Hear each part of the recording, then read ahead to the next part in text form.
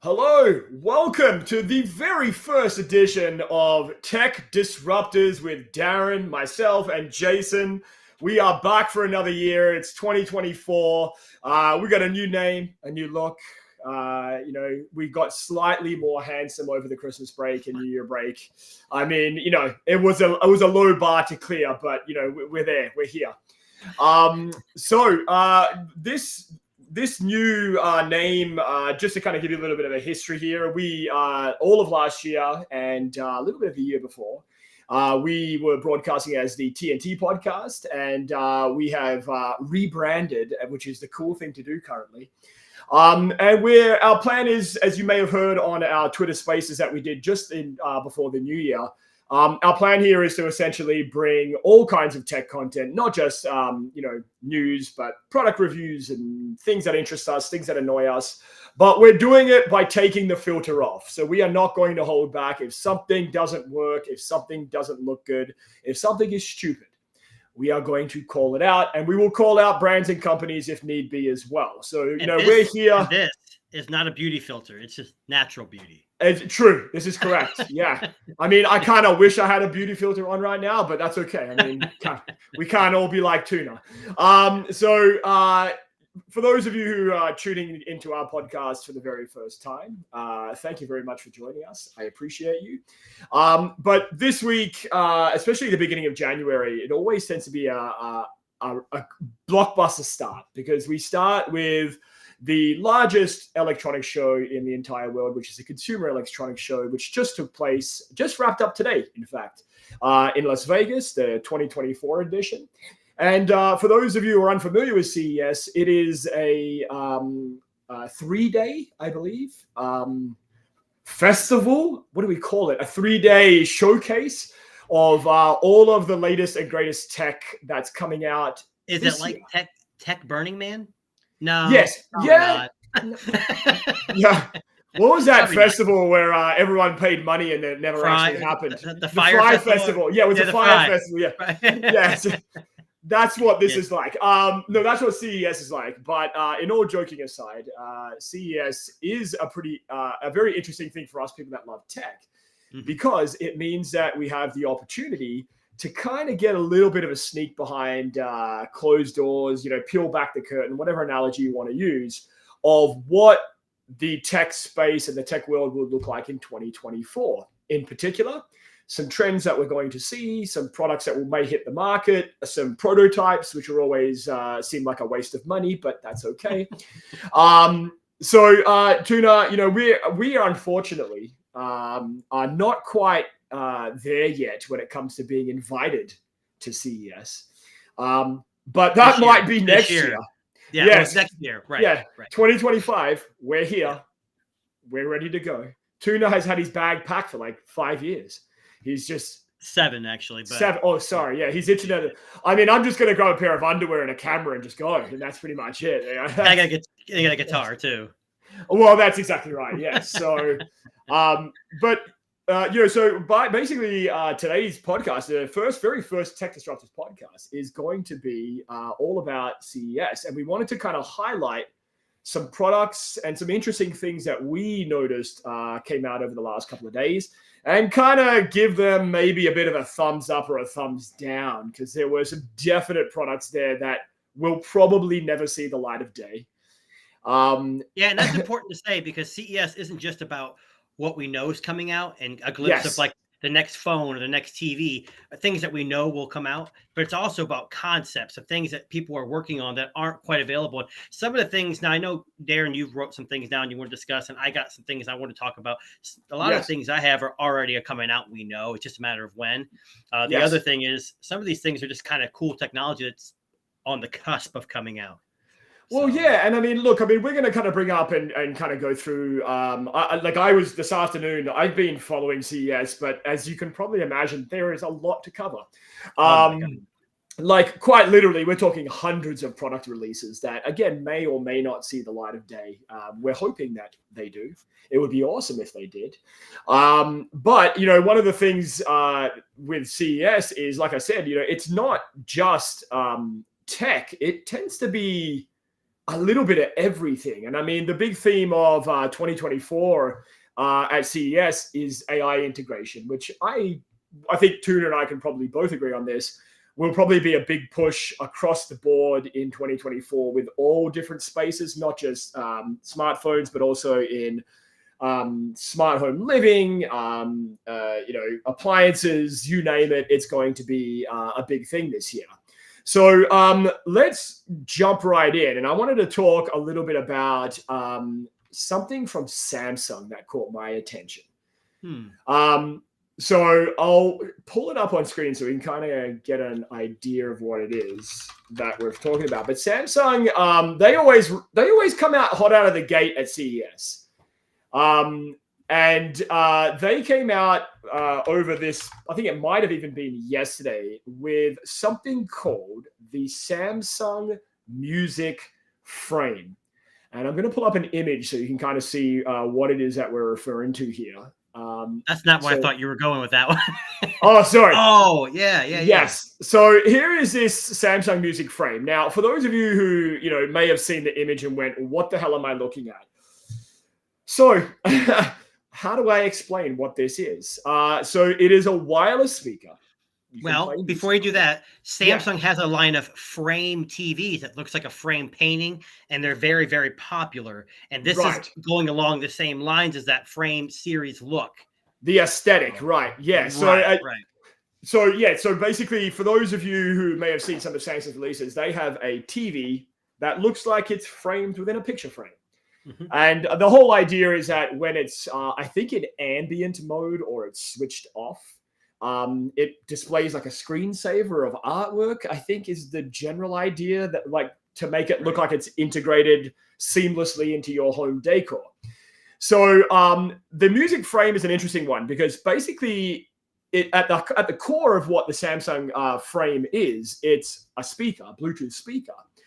But it pulls kind of double duty. So it holds printed photos or artwork that you can integrate into it, but hides the Bluetooth speaker in the background. So you would actually mount this on your wall like a regular picture frame of your friends or family, but it actually is hiding behind the frame or behind the picture a Bluetooth speaker, and a pretty powerful Bluetooth speaker. From what I understand, I don't know how big this is. I mean, it looks like a regular picture frame size. It's got a little bit of girth, so I'm guessing there's some resonance in there for like, yeah. Well, I mean, looking at the specs here, the specs kind of caught my attention because I was like, how do they fit all of this into? I mean, it looks boxy, but still, there's 2 woofers, 2 tweeters, and 2 mid-range drivers. And they're saying that the speaker is capable of Dolby Atmos as well. Just one, or you have to combine more than one? Well, I don't know. See, this is the thing. It's not very specific. They're describing it as having a wide radial sound range, which basically means that it covers quite a large spectrum of sound. But the way that Samsung describes it in some of the literature that I was reading about it, the whole idea is that it's meant to fill the room with audio.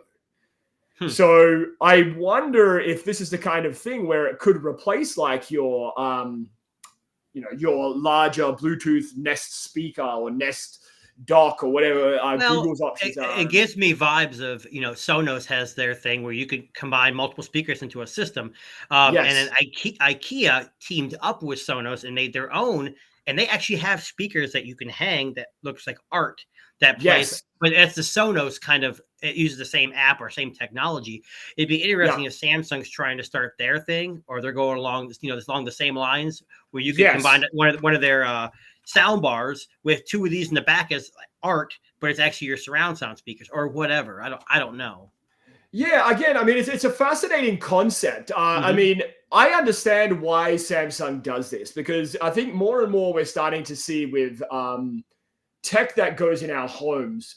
I think a lot of these companies are trying to push this notion where it integrates into your home but doesn't overpower your home. And if you think about all of the tech that we have in our homes today, I mean, we have Bluetooth speakers, Wi-Fi receivers, chargers everywhere, and docks everywhere, alarm clocks, smart clocks, all of this stuff, smart fridges, smart washing machines.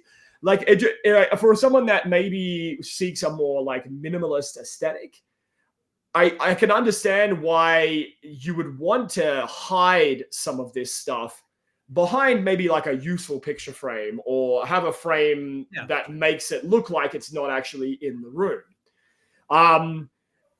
Basically, the way that they've got this set up is that 2 of the woofers are rear firing while the other 4 are front firing. So they're giving you kind of like a stereo setup. They use apparently what's called Q Symphony technology, which basically says that it can use the TV speakers along with your home theater audio gear to boost overall sound quality.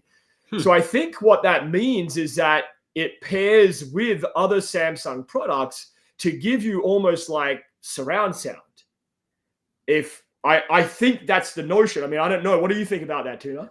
Yeah, I don't know. It'd be kind of interesting to see this turned into like a system like Sonos, where you can use these speakers, hang a couple in the front and the back, have your surround sound speakers, and hell, you use a Samsung sound bar for your main sound. I think it's an interesting concept. I guess we're gonna have to see what it really comes out like. I wasn't at CES, so I didn't read like the press release and what they're expecting of it. I just read the kind of cliff notes, like probably what you may have done too. Yeah. So. Yeah, no, 100%. I guess it was one of the first things that caught my attention because it looks. I mean, I've seen some of Samsung's framed products, but I just hadn't seen something to this degree where I was like, oh, okay, so they're really trying to make Samsung all about the home. And, and what I mean by that is they're trying to make it integrate into everything else that you have, but not kind of control. Well, and that's what I kind of read. Like, I was never a big fan of the Samsung frame TVs. I didn't really see the need. I don't hang my TVs in the wall. They're expensive, They're expensive, but it's more like, I'm not really sure what the reason is, but they're saying it's a big seller, and that's why they decided to have this, like you said, aesthetic with speakers and now too. Yeah. So I mean, look, that was one of the very first things that caught my attention, and one of the themes I think that I saw through CES was there's a lot of stuff that these companies are trying to integrate into your home. Especially that are driven by AI and driven by that kind of nature. Now, the perfect companion to a great sounding picture frame speaker would be an amazing television. Now, LG came out of the gate hot. I think this might have been a day one release, if I remember right. Like, this was one of the very first things that was read about, tweeted about, all of that stuff online. It was one of their OLED TVs, but what makes this one particularly special is that it's transparent. That's the fishbowl, right? That's the fishbowl. The fish tank, yeah. So basically, OLED technology's been around for a while. That makes a lot of sense. But this particular TV from LG is transparent, meaning that when it's off, you can see right through it. And it actually resembles, like Tuna said there, a little bit of like a fishbowl scenario, if you will. Now, it's an OLED TV, so you're getting all of LG's awesome OLED 4K resolution, wireless transmission. Of course. Yeah. Oh, yeah. 100%. And I'm just going to try and find a better picture of what it looks like. And I mean, some of the aquarium one was really cool. I thought it looked really like an aquarium because it's got that translucent look to it. So it looked like that, but it had a fish, like a fish tank. There was a fish. Yeah. I had that image up here a few minutes ago, actually. Let me see if I can track it. Hang on, where it looked like fish and fire and all kinds of crazy things. And while this was a day one release, like you said, but there was another company out there was also releasing translucent optics. And I'll let you talk about that, but. Oh, 100%. Yeah, no. And I mean, look, the reason I bring up this is because it's actually legitimately nice to see a company like LG come out with this, because LG is kind of, I don't think it would be everyone's first choice for a television. I think most people gravitate towards your Sonys of the world and things like that. But, we're talking, so the basic setup of this TV, they're saying it's got like a built-in Alpha 11 AI processor, which for the record sounds amazing. But saying that it gives better graphics performance, faster processing speeds. You can connect all of your streaming devices, all of your game consoles to the box rather than to the television. So basically what they're saying here is that this is offering us like almost like a completely wireless TV where everything you're connecting to it is of a wireless nature versus a wired nature. And I don't know about you, Tuna, but my TVs that I have hooked up in my home here, there's just a mess of wires behind there. I'm not a very good wire hider. But yeah, like legitimately kind of an interesting concept. Now, I don't know. I couldn't find if this was a prototype or if this was something that legitimately might find its way to market. I think it's a hard sell for these translucent TVs because there are some drawbacks. Yes. But interestingly enough, during that, I didn't watch all of it, but they said LG came out and said LG TVs will also integrate Google Home smart home hubs. Oh, so your TV will double as your home hub. So instead of having a Google Home Max or a Google whatever, you can use your TV for all that. And it says, I'm going to hear it says TVs will act as hubs for Google Home, so you can easily set up and control your any Matter device and control LG, Google, and Google Home. And it uses what's it called, WebOS. So it's interesting to see that Google's searching for other partners like WebOS and other things like that. So that's really good for me to see LG still working with Google and stuff like that. So. Oh yeah, 100%. And I mean, I think like I was looking at this TV, I'm just reading about it. So it has 4 speakers, which apparently deliver some pretty interesting, like powerful sound. So imagine, pairing that up with a Google Assistant, you've essentially got a big, massive Google hub that you're turning your LG TV. And I don't know just based on what you were saying there, Tuna, I read somewhere that they were thinking of like making all of their LG product line having the Google integration. Like it's going to be like a software update kind of. Right. And I'm just saying just in addition to having a sweet, cool ass like translucent TV, you can also have the Google Home. I think that's a combination of the best of both worlds right there. Yeah, and I mean, talking about Samsung, I know we just mentioned them, but they also came out at CES with their version of a transparent screen, and I'll pull up an image of what that looks like. Well, and including with that, Samsung also announced that they're adding smart home features to their TVs, but they are adding Matter support. But from what I've read and what I've seen, they're really focusing on their Smart Things brand, which they purchased, a couple, 5 years ago they bought Smart Things, and Smart Things is a great concept, but that's one that uses like Matter, Zigbee, Z-Wave, all that stuff. So, And I mean, looking at these things, and I think, it's funny, they weren't the first to deliver transparent TVs. And, I think some of the Chinese brands have been doing it for a while now. But is this a trend that's going to take off? Like, I always think, like, so in my home here, I have a 65-inch TV downstairs. It's a LED TV. It's big. It's cumbersome. It's there. But I'm just trying to imagine what that space might feel like if when the TV wasn't being used, there was just a plane of glass there. Yeah, you can hang like something behind it too. So when the TV's off, you see the art. Bingo. Or like that when it's in like a sleep mode, you can have that aquarium kind of look or something different than like flashes of like pictures, like Google devices have like the art that pops up, which is nice. Yeah.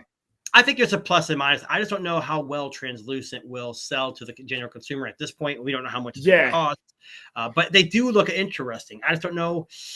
I don't know. I'm a projector kind of guy. I know that they say projectors will never meet the quality of an OLED or LED, but those are there's advancements at CES on projectors too that blew my mind.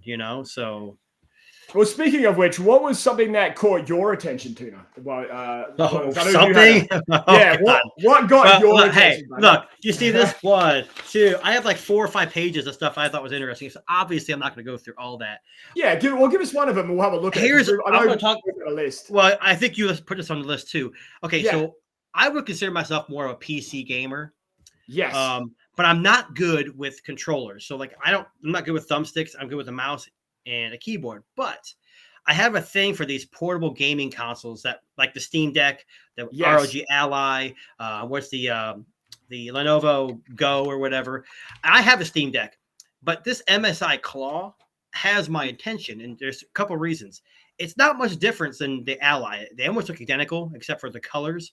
Yes. But this thing is rocking the new Intel Meteor Lake I think it's Meteor Lake processors, and their built-in GPU is supposed to be on par, or if not slightly better than what everyone's been clamoring with AMD. So right. Okay. I like the way, if you look at the picture there, the thumbsticks have the LEDs, which is a little different. They use HAL controllers, so you're not going to have as much drift. Yes. But you could have some issues with reliability because those are known. In my Steam Deck, I actually replaced mine with HAL controllers, and that was not something I'll ever do again. I'm not good at that stuff. But like I said, this is a really interesting concept, and I think I've seen a few hands-on, and it looks like MSI has really done well. 1080p screen, 120 hertz. I think you can get up to like a terabyte. I think it's what, $699, $729, and 800 or something like that. And so it's reasonably priced. It's not going to be, and they're promising 2 hours of gameplay at ultra high level. They're saying 53 watt hours of, like, they're saying the most battery on any handheld gaming device. Well, and when it's not plugged in, it can go up to 35 watts. And with 35 watts maxed out, it says you can do 2 hours, which doesn't sound like a lot. But if you're playing triple ultra level games, then that's not a bad thing. Now, when you plug it in, obviously you get more battery life, and you can probably get a little more wattage out of it. But there's also like a dual chamber cooling system. I'm sorry, I'm geeking out here, but I really think this thing is something interesting, and I think MSI has got something. I think at the price, I don't know if the internals are easily upgradable, like your storage, like the Steam Deck. I think you'd be better off buying the cheaper version. So I think the only difference is the memory, and just upgrading it later on. So, but that was one thing that caught my eye for sure. Well, just looking at it too, like, looking at the processor, like you were mentioning with the processor there, it looks as though it actually might be a game changer when it comes to like mobile gaming. Like, and I have to correct myself. The cheapest one is an i5 or the 5 series. There's a 5 and a 7 series. It's kind of like their i series they've always had. And obviously, I think the difference is virtual cores, or I think one's got 6 cores and one's got 8 cores, processing cores for the and they say for the $50 difference, you might as well go for the higher processor. So. Well, looking at the specs here at this again, I'm also interested about how they're going to cool it, because one of the issues with a lot of these handheld gaming devices is that they get hot. You're essentially holding a computer in your hands, right? Now they're saying that they've got this kind of intraflow thermal design, which essentially means that it allows more airflow to cool the internals so that the device stays cooler for longer. And as we know, don't you love how these companies come up with new names on how to cool their devices? Oh, I love it. I absolutely love it. Yeah, the hyperflow. Yeah. What I'm wondering, one of the things that makes that kind of interesting is, the reality is the cooler that they can get the device to be, the longer the battery life. So I wonder and performance. So I wonder if maybe they've figured out a way to kind of flex that to get the best performance out of their device. Maybe they've cracked the code, Well, I think there's like 2 fans and 2 chambers or something. I can't remember the picture I saw. And it's supposed to be pretty good. Now, no matter what, in that small enclosed case, you're going to have heat. But if you can dissipate it, the quicker you can dissipate it, obviously, the better it's going to be for battery life, performance. Either way, will I get one? I don't know. I'm pretty happy with my Steam Deck. I like Steam OS. I think for a gaming handheld, running Windows is just not a good option. There's too much tinkering around. I think Steam Deck kind of simplifies it, and that's what makes it nice for me. I love computers, and I can mess with them. But when you're looking at an 8-inch screen trying to figure out settings on a Windows device, it's a pain in the butt. Well, it's funny. Wi-Fi 7, high-res audio. Bluetooth 5.4, I think. Yeah. Thunderbolt connectivity. It's not the latest gen though. It's 4 Thunderbolt 4, I believe. Not 5. Right. No, but that's okay. That's a rarity in a handheld device, right? So you can hook up an external GPU if you really, really want to. It defeats the purpose of a portable device, but you could. Now, here's my question, right? So every time I see one of these, and there's so many of them on the market, And they're saying here that you're going to have to use their MSI app player gaming library. Mm-hmm. How vast can MSI's gaming library be? Well, if it's just an OS overlay, it probably just takes all the stuff you have installed on your unit and puts it in like an overlay. That's where I like Steam Deck better, because everything is right there in Steam because you already own it. Yes, and Steam's had a hell of a head start on getting it better, releasing the new OLED version that's even more, just slightly better. So but I'm interested in this for sure. I like MSI. I run an MSI laptop right now, so I mean I'm a big fan of their stuff. We'll see what happens. MSI, if you're listening, hey, I'll give it a shot for you. Yeah, no worries. Yeah, we're happy to test it out for you. Don't worry. Now, given what we do on this podcast, I was a little bit curious about something from Belkin, which would be a little bit unexpected. So they've released what's called the Auto Tracking Stand Pro. So what the Auto Tracking Stand Pro is if I can find an image that doesn't look ridiculous. I think I've seen this. No, that's not what it was, but I've seen this, yes. Yeah, so the Auto Tracking Stand Pro essentially is a MagSafe compatible auto tracking stand. So essentially you launch your device up on the MagSafe block. And it has 360-degree rotation and 90-degree tilt. So it will actually track and follow you as you're doing your TikTok dances and your Instagram reels and video. Perfect for me. Well, I was just thinking, I know you're huge on TikTok, right? So, I just figured that actually might be something that you might actually pay attention to. So basically face, body, and movement tracking. Works with FaceTime and other popular video conferencing apps. Single button activate and deactivate the tracking. So if you just want to use it as a regular stand, you can also do that. It also is a MagSafe wireless charger. So 15-watt MagSafe wireless charger. And it can also run on its own battery. So it has rechargeable batteries at 5 hours approximately. NFC tap for easy pairing. It seems like a pretty interesting kind of concept, right? I know they have a video here on their site. I'll just kind of if we can pull that up so you can kind of see the basic gist of how this operates, but it kind of looks like something like DJI would make, right? And one of those podcasting handheld gimbal types. But I think just more of a more stationary process. Part of me wanted to ask you this question. Is this a gimmick? Is this just to satisfy the TikTok generation? I would say that you're right on the generational thing, but this isn't the first device. There's a lot of webcams that do this now too. And I don't know, Dalvon's not here, but he even has that portable camera you can carry around. Yes. And they all do very similar things. Now, this one's not for vlogging, obviously, but I don't think you can carry. I don't know if it's portable, but either way, it's just that thing where, hey, we're going to capitalize on this short form video format that everyone's doing these crazy TikToks or dances or whatever. I mean, there's so much stuff up there, which isn't a bad thing. It's popular right now and it sells, so. Well, it's funny. I can't tell you how many times I've been at a grocery store or a coffee shop or something, and I've seen young people, not us, young people with those suction cup MagSafe things where you can stick it to a wall or a window, and literally they're sticking it on the glass of a coffee shop, and they're outside on the pavement doing a TikTok dance and streaming to the world. Now, listen, it's not for me, but I could see it for something like what we do kind of being interesting, right? Because I know you're using a Pixel 8 right now for your main camera here, but having the ability to have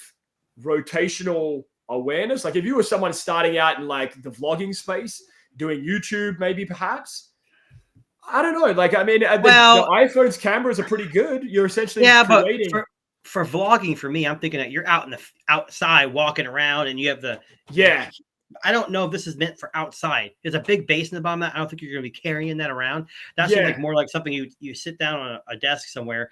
And I'll tell you right now, for me, live streaming, I don't need that because I'm not going to be, doing a dance where it's got to follow me around. I mean, I could show you guys some dances, but I don't want to show off.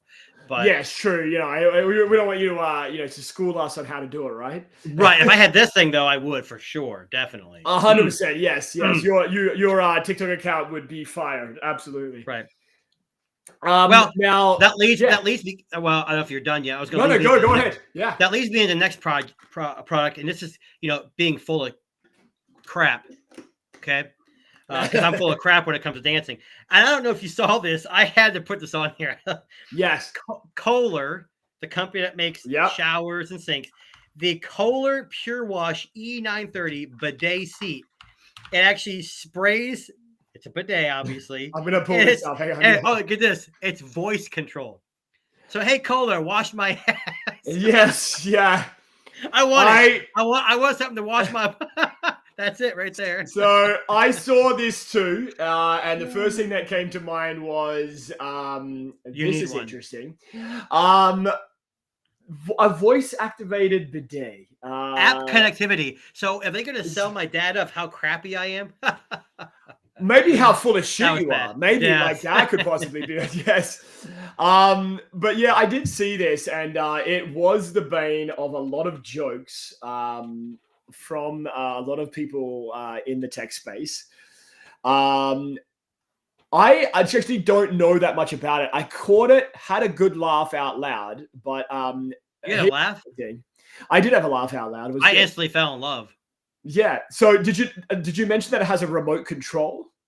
I didn't mention that, but yes, as you can see here, it's $8,000. That wouldn't surprise me because they have, I think, upwards of $10,000 toilets. If you have voice control, I'm surprised it doesn't talk to you. Like, hi, this is your Kohler assistant. How would you like me to wash your butt today? Or something like that. Yeah. Well, I mean, Kohler. So here's a little fun fact for the people that are interested in toilets. Kohler is actually one of the leading suppliers of bidets. Like, they are one of the major bidet makers, I guess, in the world, if you will.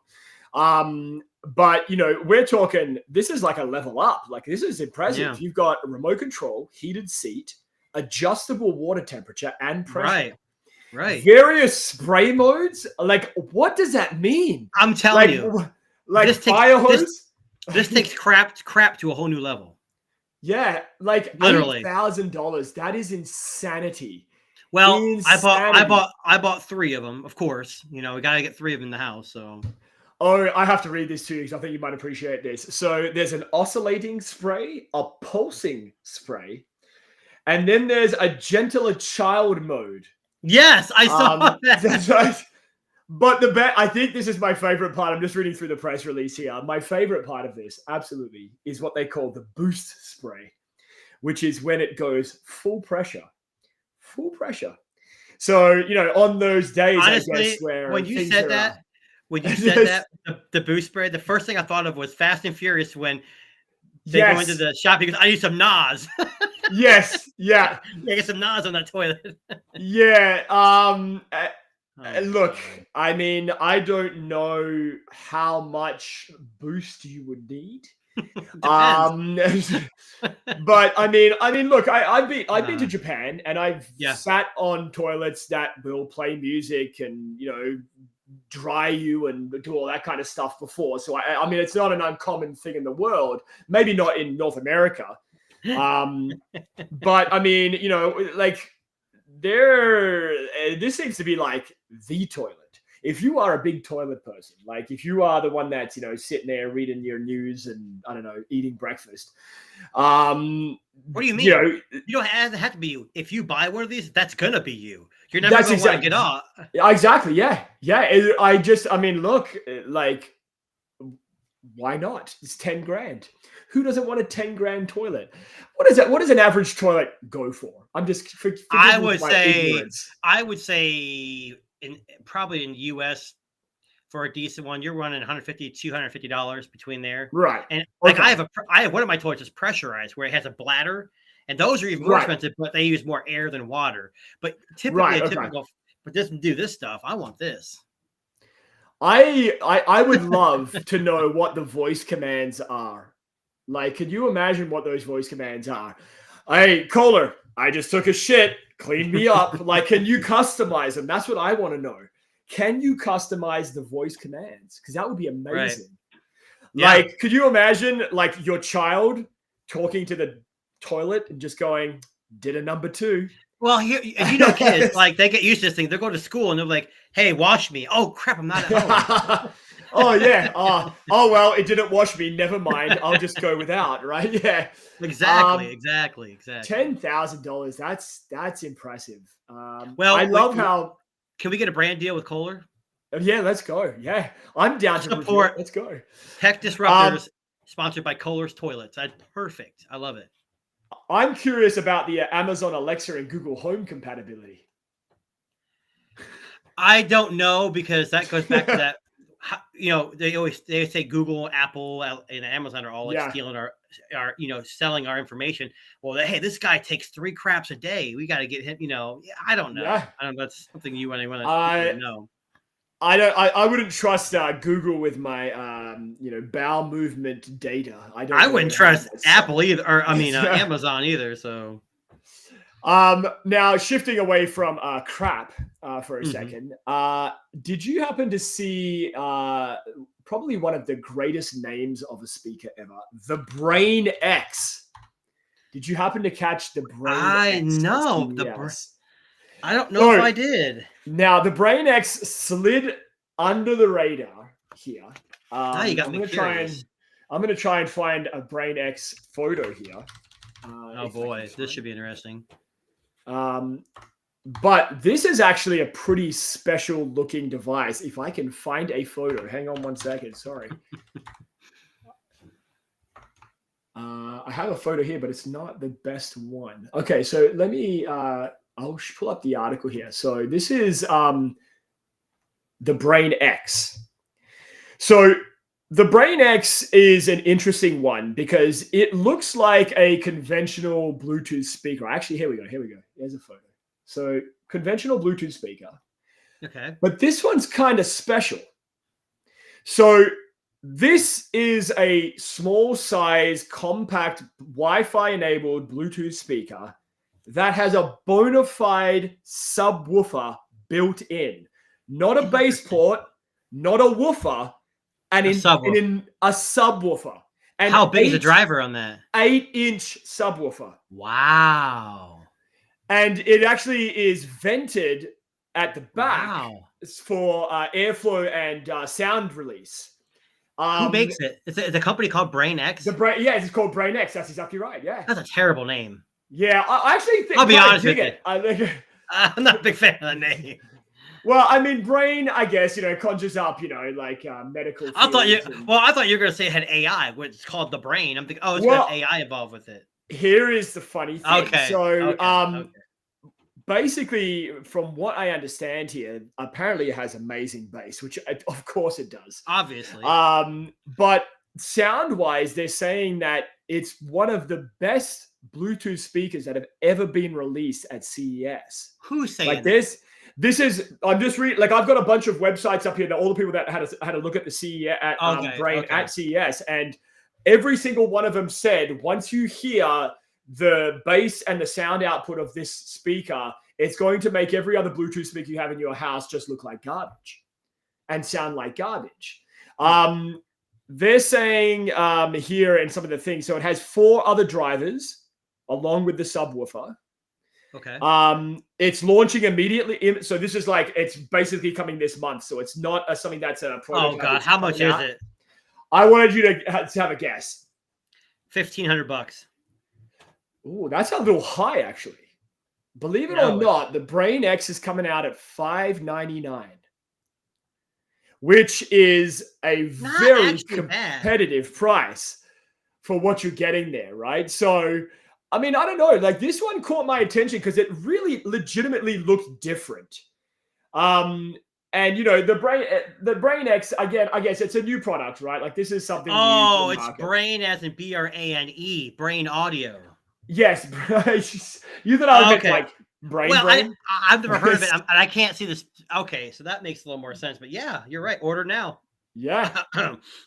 Excuse me. So There lots of big like audio stuff for the people that love audio at home. You might be able to appreciate this. So they're using custom magnets to cancel internal air pressure that inhibits sub bass. So in a lot of Bluetooth speakers, because of the that sub bass, which is not the mid range sub bass of this music, a lot of the time that gets lost from the vibration. Mm-hmm.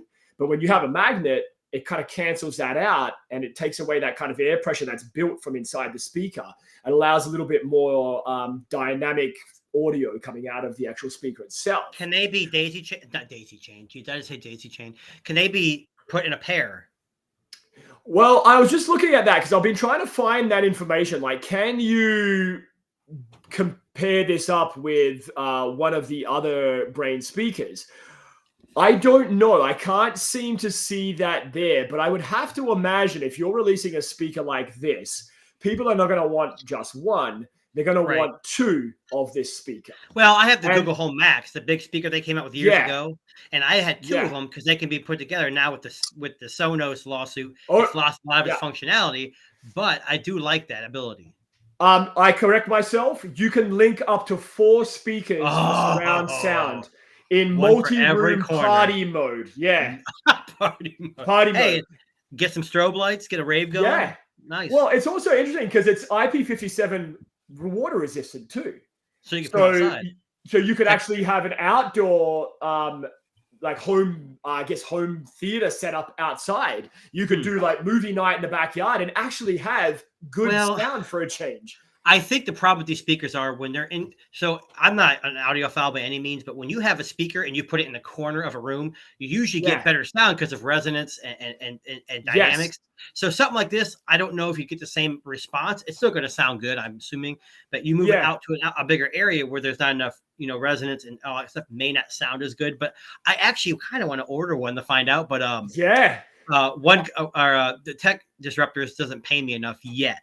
So. Sorry, not yes, I know. I'm sorry. I'm hoping. And Dalvon's just joined us. How you doing, Dalvon? All right. So we're just talking about this amazing CES Brain audio speaker, which has a built-in subwoofer.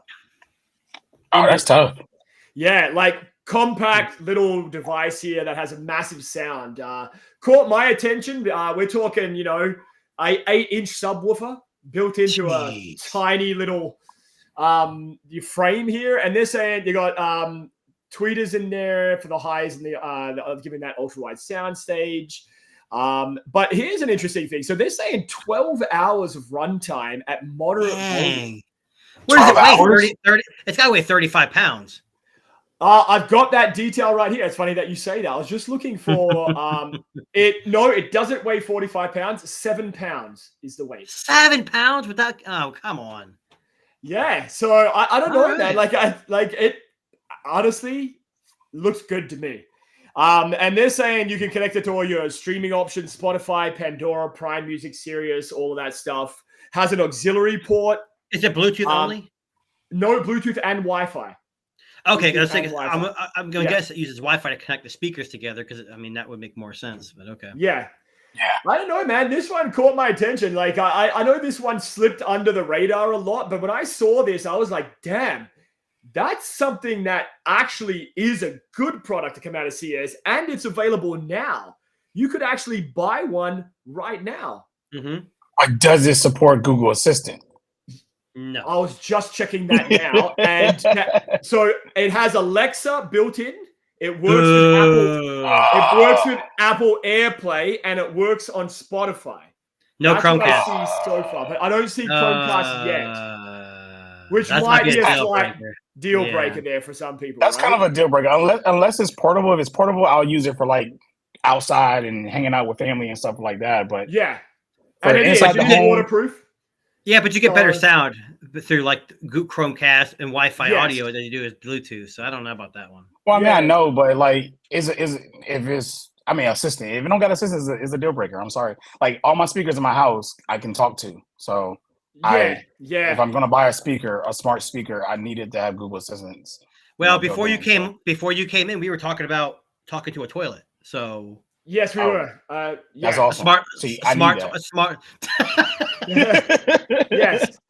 Now, Delvin, let me ask you this actually. So this voice-activated Kohler toilet, which is also a bidet, is voice-activated, Google Assistant, Google Home connected, 4 different spray modes, heated seat. How much was it? $8 grand? 8 grand. 10 grand? $8 grand? $8 grand. Never. I would never. I'm sorry. You are the Google guy. You could pay for it. Yeah, that's it. You got this. I need them to send me one out. I don't want to pay for it. Now, I don't know. Listen, how much are you shitting that you would do 10,000 bucks? You would enjoy a 10,000. That's what I'm saying. Yeah, like oh Lord. Let me turn it down. That's what I'm saying, man. Like, you got to be on that toilet for a long time to like value those things. Like, that's crazy. No, you don't. See, you guys are missing the point. If you buy this, you will spend more time on the toilet. Oh gosh. Here's the thing. If you're, I'd be on the toilet with my phone though. I mean, the phone does all that too. You know, kind of per se. But see, well, it doesn't clean you. I hope not. No, that's right. I mean, look, they're gonna have buttons, right, where you can control it manually. So but the toilet has a remote control as well. Yeah. So you look at that. Now, here's the thing. If you are sitting on that $10,000 toilet, but you are surrounded by Brain speakers, you might actually be able to have an immersive movie-watching experience while you're taking a dump. That's an out-of-body toilet experience. That's an out-of-body. That's absolutely out-of-body, yes. Wow. I mean, you probably used the bathroom twice while sitting up there. That's crazy. Yeah. Well, all right, shifting gears. We were talking about MSI, the gaming stuff, and and I'm not, like I said, I'm not a huge like gamer, but I don't know if you guys can see this. I got the Red Magic 9. It's hard to see. Yeah. Everything flashes lights. But there was a phone that was released at CES. This one's not one of those. The ROG. The ROG. Yep. 8. And what's interesting about this, it looks very subdued compared to what they've done in the past. They've upgraded the cameras. They gave it wireless charging. They gave it I said cameras already, didn't I? So it looks like it's not only going to be their killer all-out gaming device, but it's going to be a device that anybody can buy and actually use. Like this ROG phone, or this Red Magic is fantastic, but the cameras are terrible. Yeah, and you can't. There's no reason to use it. So I think for this, I'm impressed. They still have the one with the LCD screen on the back that you can customize and all that. Yeah. And Asus makes some pretty killer products, especially like with the Zenfone and stuff. This might actually go on MKB HD's top camera next year too. Yeah. Well, I mean, looking at the specs, it's possible. So, I mean, they're saying here pro level AI cameras. They're saying like 50 megapixel main shooter, 6-axis hybrid stabilization, 2 times lossless zoom, 13 megapixel ultra wide, 120 field of view, 32 megapixel telephoto lens with 3 times optical zoom, and image stabilized. That's impressive, man. That's let me tell you, the Snapdragon 8 Gen 3. I've got the Nubia Z60 and the Red Magic, which is basically the same phone, same company. That Snapdragon Gen 3 is a beast. Like it's got the power, and it is.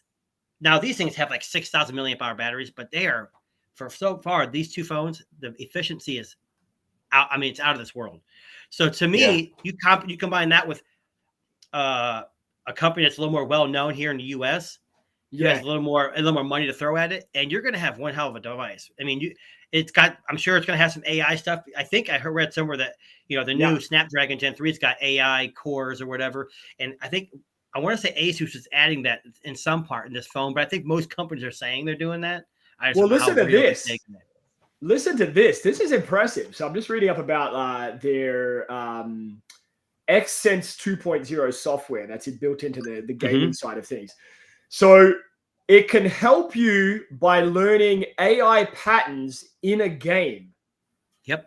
So for example, in Genshin Impact, which is always the fucking game that they mention that no one plays, but Genshin Impact, XSense can be configured to automatically pick up loot, fast forward through scenes, and have your character automatically run rather than walk. So it actually uses AI to help you in the game. No, cheat bots, you're kicked out. Yes. Well, seriously, yeah. Like, how do they know? I guess that's it. That's the question. That's true. Yeah. I mean, that's an interesting concept. Now, this thing's Snapdragon 8 Gen 3, 24 gigabytes of RAM. Isn't that nuts? What, like Wi-Fi 7, Bluetooth 5.3, sorry, water resistance. IP68 this year. It was IP54 last year. Yeah. Now, let me ask you this. Is this the first gaming phone that actually might be a public kind of buy? Like people are actually going to go, well, I would use that. No, that one's right. Because to me, yes, this is the first Asus ROG gaming phone that's more aimed at the general public. It's got everything you'd want, wireless charging, but the general public doesn't know about this phone. They don't. Yeah, they know Samsung, maybe Google, and they obviously know Apple. So, but I think Asus keep making these phones, so someone's buying. How much is it, Tuna? Do we know? I couldn't find that on here. Yeah, so the ROG A line consists of the ROG Phone 8, ROG Phone 8 Pro, and the 8 Pro edition. And it looks like for $10.99, you get the ROG 8. Okay. And it comes with 12 gigs of RAM and 256 gigs of storage. Meanwhile, for $11.99, Phone 8 has 16 gigs of RAM and 512 gigs of storage. And for $1,500, it's the Phone 8 Pro edition that has 24 gigabytes of RAM, 1 terabyte of storage, and the LED dot matrix display on the back. But $1,500. Look, it better give you everything plus wash my ass like the Kohler toilet. So, well, listen, that's like foldable. That's foldable phone prices. Yeah, but foldable phones are great, but they have their weaknesses too. That screen's going to break at some point. Yeah. Listen, I don't like. All right. I just want to talk about the foldable thing real quick, right? Because I have one, and I use it daily. I haven't seen foldable screens break any more than a slab phone over the past 5 generations of the Galaxy Z.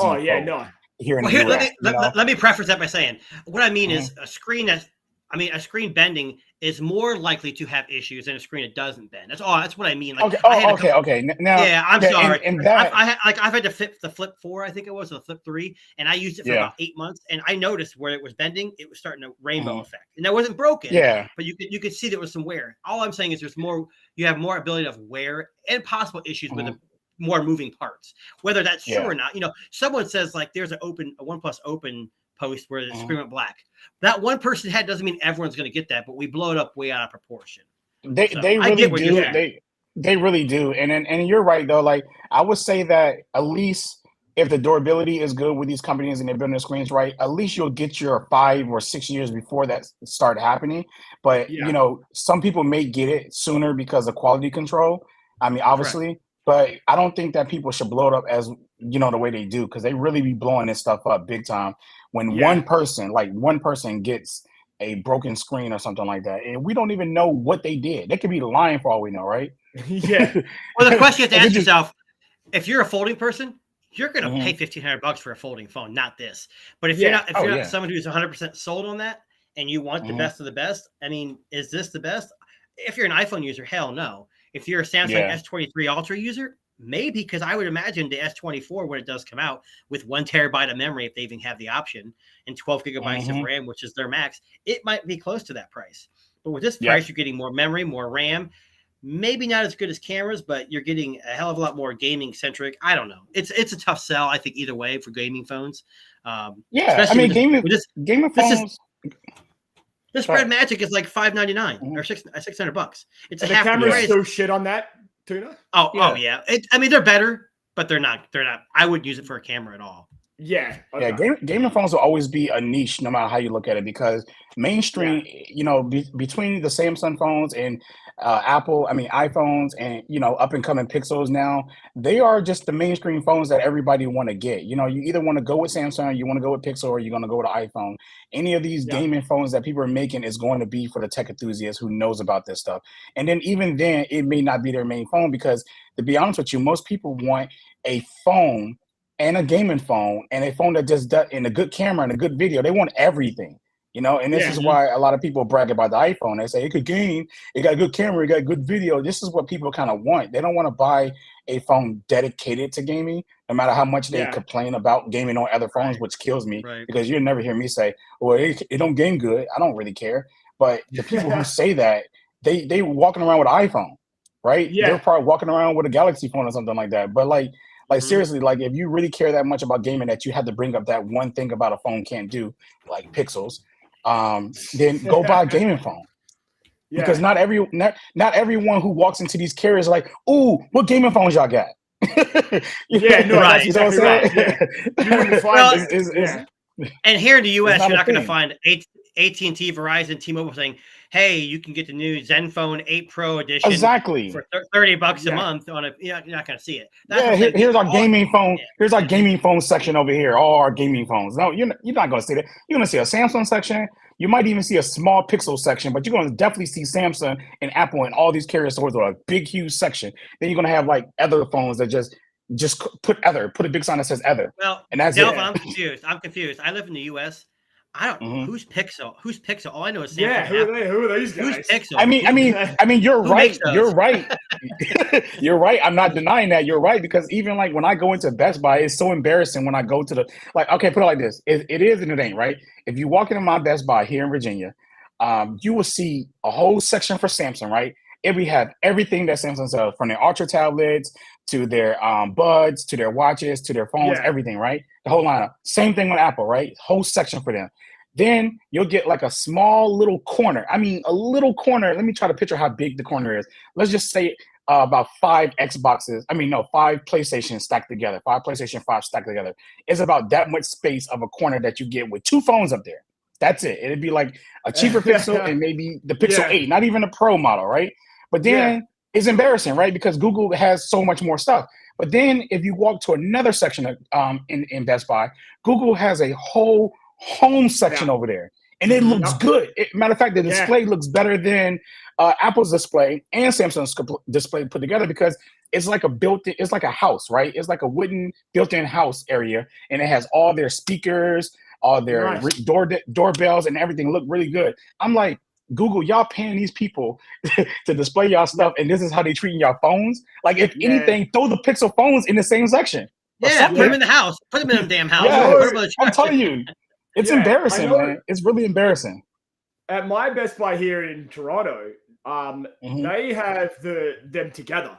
So they don't have the house, but they have like a Google Home section, and then right next to it's the Pixel phones. Like it's a side-by-side kind of deal. Yeah, that's how it is. The Best Buy closest to me. They don't have a house, but they have.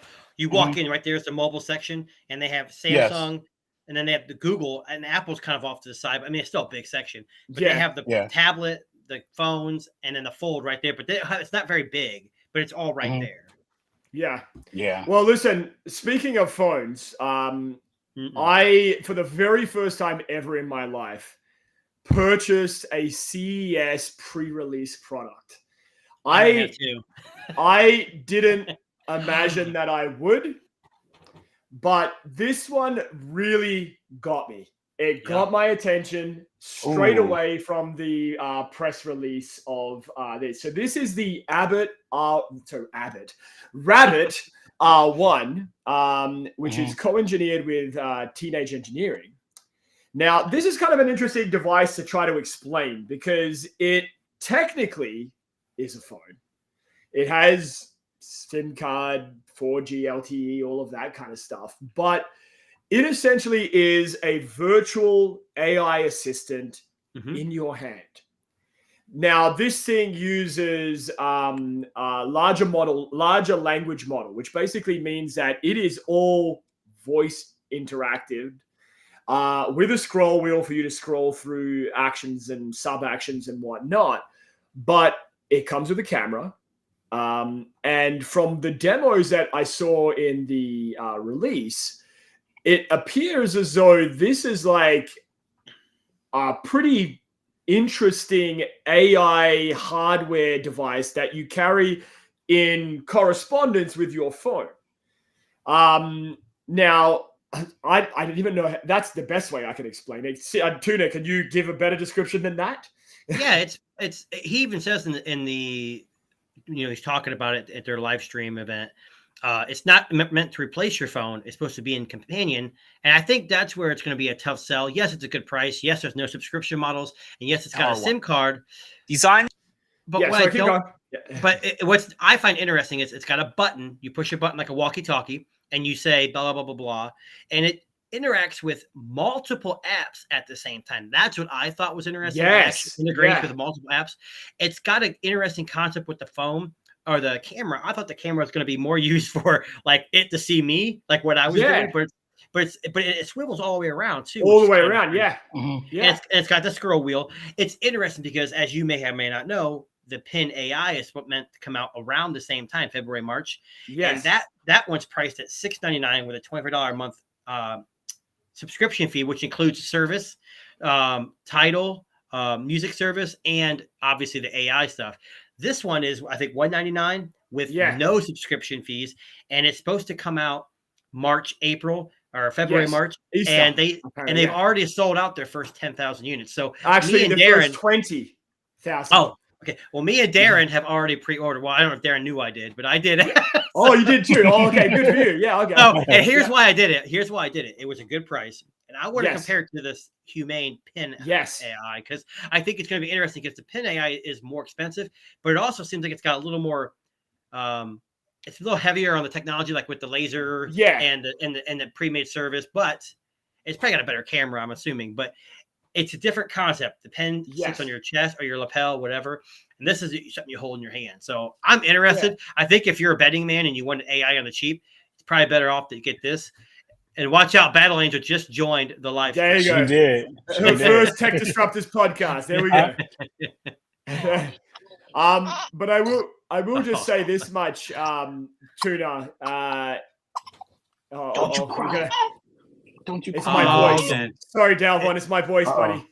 I sound scary. Mommy might have to come back and get her. Oh, no. Do this on the last one. Oh, okay, baby. You're going back to mom. Look at her. We should mention that Alita was the first baby born on TNT podcast. Hold back up. We weren't involved. We weren't involved at all. No, we're the great uncles. We're the great uncles. Yes, but no, honestly, I hope not. It wasn't a team effort. That's funny. One of the things that makes this interesting in my book, and this is what caught my attention, and he described it in his keynote, that unlike ChatGPT, like ChatGPT can respond and request. Like you ask it something, it gives you an answer. This does something. And I think that's what sold it for me. And he gave an example. He said he called an Uber. He said, "Can you call me an Uber? I need to go to this place now." 5 seconds later, the Uber is booked. He has to confirm it on the screen, and bam, it's done. And that seemed like a very quick interaction for an AI-based device. But Darren, we know it when you see these things on TV. Yes. I know. This could have been all like a pre-recorded thing, so we don't know how well it's going to be. I'm hoping it works out well, but yeah. No, I don't know. I mean, to be honest with you, none of this stuff ever works that well that we get, but it still works in a sense. You know what I'm saying? And that's what really kind of matters, that it does work. You know, because even like how when they display how good Google Assistant is on stage over these past years or whatever, from the 6 and up and everything like that, like I still have problems with her understanding me sometimes. You know, not all the time, but sometimes. And then sometimes I just be having a regular conversation, and she just be like, I can look for that for you on the web. I'm like, what? I know. I hate when that happens. But here's what I like. Here's what I like about this. So this is what AI is taking over, obviously. There's two devices. Like I'm going to be using this one and the Pin if they actually come out. Pin just Humane just laid off a bunch of people. I saw that. Yeah. But either way, I don't care. I'm going to try it out. That's what technology is about. I'll be a guinea pig. But what is interesting is Google has trillions of dollars, billions of dollars. Apple's got this. Apple may not be talking about AI now, but they're going to jump into the ring at some point. They will. Google's got Bard. They got the Gemini. They're going to integrate that with Assistant. Are we really going to need something like this? So my reason for this is these companies are making these products that are actually evolved around software, whereas Google's kind of both. So this might just be a proof of concept for now, where it's going to work well, and someone's going to snatch it up and just integrate it into their ecosystem, which I think may or may not happen. But I am definitely intrigued by this, and that for $199, I mean, it's still a lot of money. Don't get me wrong, price, but it's not an $8,000 toilet. But you could say, hey, you could say, Rabbit, get me a new Kohler toilet. That's $8,000, and then they would order it for you. Or hey, Rabbit, can you wash my ass? And, well, I don't know if it'll do that. Right? Well, I mean, it works. It integrates with other apps, right? Like that's what it's supposed to do. I mean, you can wipe it with Rabbit if you wanted to, but I wouldn't throw my $200 away. That's what happened to my son's Make sure there's no ingress. There's ingress protection first. You don't want anything, stuffing up. Oh God. Yeah, we don't want to get anything stuffed in I'm going to stop the right there. slot. But look, I think we can all agree. CES is always an interesting time of the year because it gives us this big spectrum of what's coming, what's going to be interesting. And I mean, look, we only just scratched the surface today. There was lots of interesting stuff that was released. Lots of audio products. I mean, the Sennheiser Momentum 4s, which look really interesting. Then you had like all the TCL, the Next Paper stuff, which is, their screen technology. But I think, the products that we've kind of covered here today, I think these are some of the ones that kind of stood out as some of the ones that were a little bit maybe out of the ordinary, maybe a little bit out of left field, and kind of caught our attention. I mean, look, how many laptops did they release? How many of them actually did you pay attention to? And well, that's what I'm getting at, right? So like this kind of thing, like the Rabbit R1, like this is a brand new product. It's a brand new segment. It's a category, right? Well, and like we talked about the Asus ROG phone. That's nothing. I'm interested in phones. That's the only reason why I mentioned it. That's just the phone that's going to come out. Every year you're going to expect. This is something totally out of left field. Yeah. There's bidets out there, but how many toilets can you talk to? Those are the kind of things that I think are interesting. Would I buy an $8,000 toilet? No, but when Dalvon gets his for review, we'll ask him how it works. Yeah, I got you. Yes. I wonder if to be honest with you, yeah. Oh, I gotta say, to be honest with you, I would get one, but like $8,000, there's so many more things I would get before that. But being that I converted my place into a smart home already, and anything else I can add to that, I will always add to it. Because I'm like for this whole AI thing and using my voice, like I'm living for the future and I'm cool with all this AI stuff. So like anything they drop that will be useful in my life that's AI wise, I would do it. And right now, Google kind of making those good products right now. And I like Google Assistant. So until somebody do something better, and Bard is coming. So Bard is probably going to take Google Assistant's place. And, because Google, it seems like Google knew that everyone is going to start doing AI. So they had to make something better because they need to stay ahead. So now here's my question, right? Just before we wrap up, this device is meant to engage with other apps. Can it engage with the Google Assistant? Probably not. That's I doubt it though, because Google is not going to let them. Yeah, I don't think. No. Yes, because Google's going to buy this company up. Yes, 100%, and this is going to become. Yeah. You make a point.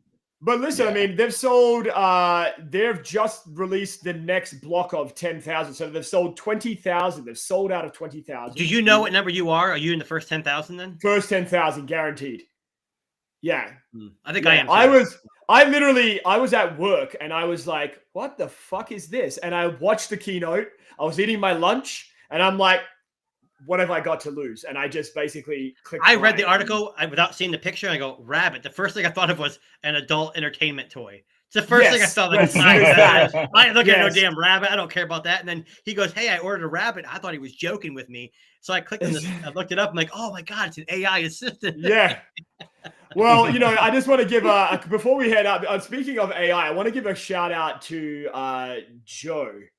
Who's Hickey85 on X, and he shared this gem of a CES device, if it will load. Hang on 1 second. So I'm just going to pull this up. So for example, I've just seen a sex toy called Handy, which connects to the internet. It's a male pleasure system. It's wild, and it's here at CES. You can connect to the internet. Someone else can remote control it. You can control the speed, the length, all kind of different things. You can connect to porn sites, so that way it synchronizes with whatever you're watching.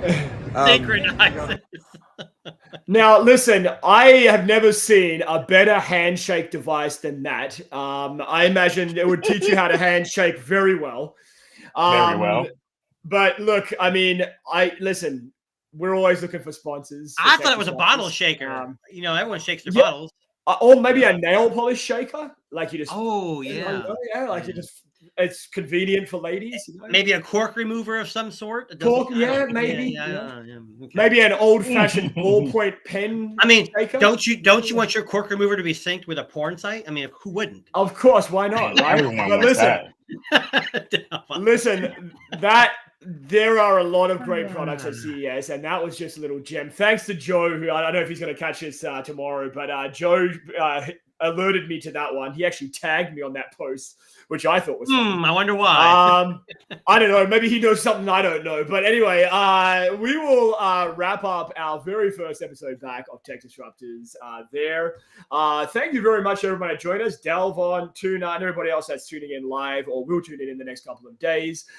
Make sure you follow us on X. We now have our very own account on X called Disruptors 2024. So make sure you follow us there, and obviously on YouTube and all other great places where you can find us. And as always, we are on Spotify, Apple Podcasts, Amazon Music, and all those other great places where you can find great content. So thank you very much. I am Darren, that is Jason, that is Delvon. And you can check out our respective things in the things there. Delvon's just the Google. You just look up Google on X and you can find him. Just the Google account we're suspecting is run by Delvon. But definitely check out his channel. You're growing, man. Those videos are getting better. Awesome. Yeah, man. That's awesome. Thank you. Yeah. Thank you, man. Hey, look, just remember us little folk. Yes, that's right. Yeah. You're right. Yes. Mm-hmm. So thank you very much. We'll wrap it up there, and we will catch you next Friday. Thank you very much, and we'll catch you again soon. Thanks, guys.